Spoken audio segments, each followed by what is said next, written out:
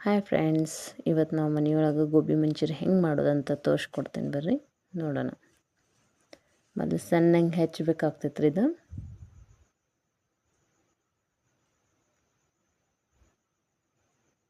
ಆಮೇಲೆ ಅರ್ಧ kg ಆಗುವಷ್ಟು ಒಂದು ಪಾತ್ರೆಗೆ ತಗೊಂಡು ಅದಕ್ಕೆ ಮೈದಾ 4 ಚಮಚ ಅಷ್ಟು ಹಾಕ್ಬೇಕ್ರಿ.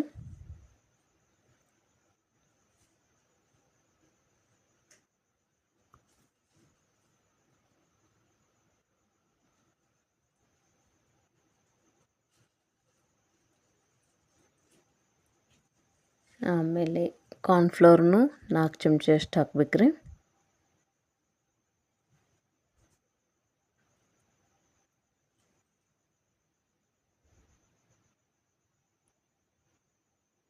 ಇದು ಕ್ರಿಸ್ಪಿ ಆಗೋ ಸಲುವಾಗಿದ್ದ ಕಾರ್ನ್ಫ್ಲೋರ್ ಹಾಕ್ತಾರೆ.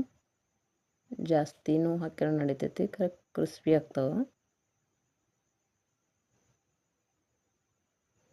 ಇದ್ರೊಳಗೆ ಅಲ್ಲ ಮೆಣಸಿನ್ಕಾಯಿ ಬೆಳ್ಳುಳ್ಳಿ ಪೇಸ್ಟ್ ಮಾಡಿ ಹಾಕೈತ್ರಿ. ನಿಮಗೆ ಎಷ್ಟು ಖಾರ ಬೇಕಾಗ್ತೈತೆ ಅಷ್ಟು.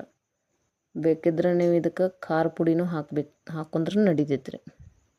ನಿಮಗೆ ಯಾವ್ದು ಇಷ್ಟ ಆಗ್ತೈತಲ್ಲ ಅದು ಹಾಕೋಬೋದು. ನಮ್ಮ ಮನೆಯೇ ಎಲ್ಲ ಮೆಣಸಿನ್ಕಾಯಿ ಹಾಕಿದ್ದೆ ಇಷ್ಟಪಡ್ತಾರಣ್ಣಂತಲೇ ಮೆಣಸಿನ್ಕಾಯಿ ಹಾಕ್ಯಾರಿ. ಆಮೇಲೆ ರುಚಿಗೆ ತಕ್ಕಷ್ಟು ಉಪ್ಪು,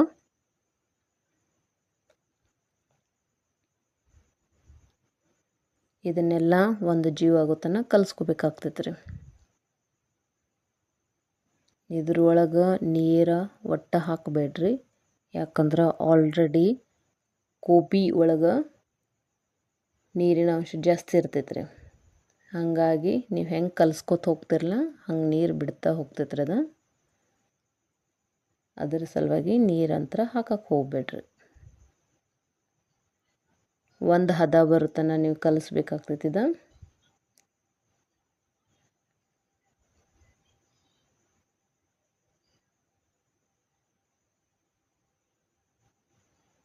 ಆಮೇಲೆ ಇದ್ರೊಳಗೆ ಸಣ್ಣ ಸಣ್ಣ ಉಂಡೆ ಮಾಡ್ಕೊಂಡು ಎಣ್ಣೆ ಒಳಗೆ ಕರಿಕೋಬೇಕಾಗ್ತೈತೆ ರೀ.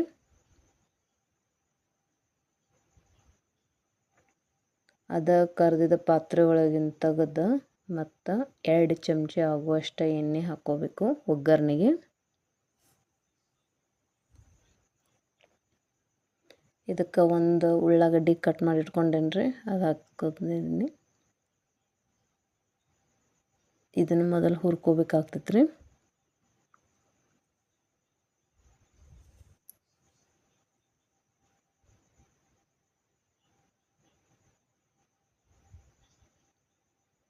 ಇದು ಹುರಿದಾದ ಕೂಡಲೇ ಇದ್ರೊಳಗೆ ಮೆಣಸಿನ್ಕಾಯಿ ಹಾಕ್ರಿ.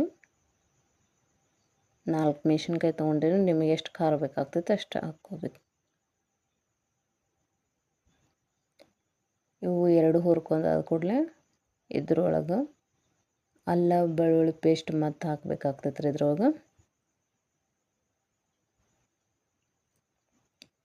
ಆಮೇಲೆ ಇದನ್ನು ಚಲೋದಂಗೆ ಹುರ್ಕೋರಿ.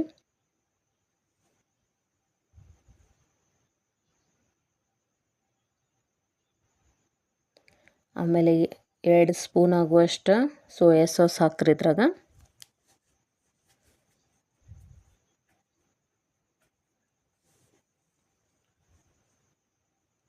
ಅದರ ನಂತರ ಟೊಮೆಟೊ ಸಾಸ್ 2 ಚಮಚ ಹಾಕ್ಕೊಂಡೇನ್ರಿ. ನಿಮಗೆ ಸ್ವೀಟ್ ಜಾಸ್ತಿ ಬೇಕಾದ್ರೆ ಇನ್ನೂ 2 ಚಮಚ ಹಾಕೊಂಡ್ರೆ ನಡಿತೈತೆ ರೀ. ಒಬ್ಬರು ಸ್ವೀಟ್ ಇಷ್ಟ ಆಗ್ತೈತಿ, ಹಾಗಾಗಿ ನಿಮಗೆ ಹೆಂಗೆ ಬೇಕು ಹಂಗೆ 2 ಚಮಚ ಎಕ್ಸ್ಟ್ರಾ ಹಾಕೋಬೋದು. ಆಮೇಲೆ ಇದನ್ನೆಲ್ಲ ಒಂದು ಜೀವ ಮಾಡ್ಕೋಬೇಕಾಗ್ತೈತೆ ರೀ. ಆಮೇಲೆ ಕಾರ್ನ್ಫ್ಲೋರ್ 1 ಚಮಚ ತೊಗೊಂಡು ನೀರಿನೊಳಗೆ ಮಿಕ್ಸ್ ಮಾಡ್ಕೋಬೇಕಾಗ್ತೈತಿ, ಅರ್ಧ ಬಟ್ಲು ಒಳಗೆ.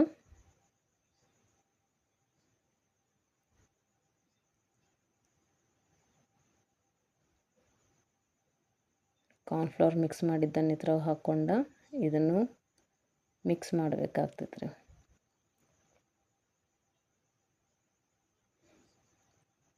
ಆಮೇಲೆ ಸ್ವಲ್ಪ ಗಟ್ಟಿ ಬರಾಕೈತಂದ್ರೆ ಇದ್ರೊಳಗೆ ಆಮೇಲೆ 1 ಬಟ್ಲು ಆಗುವಷ್ಟು ನೀರು ಹಾಕಬೇಕಾಗ್ತೈತೆ ರೀ.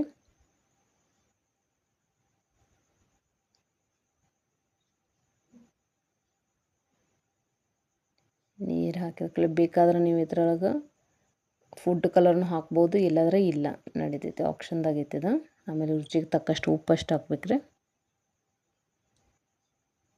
ಆಮೇಲೆ ಕರೆದಿಟ್ಟಿದ್ದ ಇವು ಗೋಬಿ ಮಂಚೂರಿಯನ್ನ ಇದ್ರ ಹಾಕ್ಕೊಂಡು 2 ನಿಮಿಷ ಆಗುತ್ತನ ಒಂದು ಸ್ವಲ್ಪ ಕುದಿಸ್ಬೇಕಾಗ್ತೈತ್ರಿ.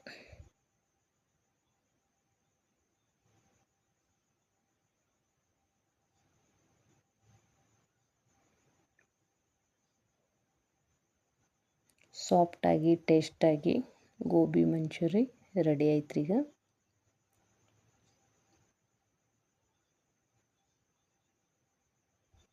ಆಮೇಲೆ ಇದ್ರ ಮ್ಯಾಗ ಒಂದು ಸ್ವಲ್ಪ ಕೊತ್ತಂಬರಿ ಹಾಕ್ಬೇಕಾಗ್ತೈತಿ.